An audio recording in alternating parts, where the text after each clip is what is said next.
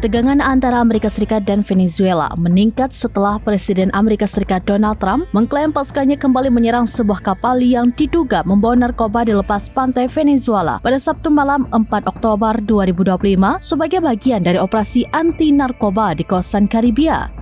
Berbicara di Naval Station Norfolk pada hari Minggu 5 Oktober 2025, Presiden Trump memuji upaya Angkatan Laut Amerika Serikat dalam memerangi teroris kartel dan mencatat bahwa setelah serangan terbaru, kapal-kapal narkoba tidak lagi datang melalui laut, sehingga Amerika Serikat harus mulai mencari di darat.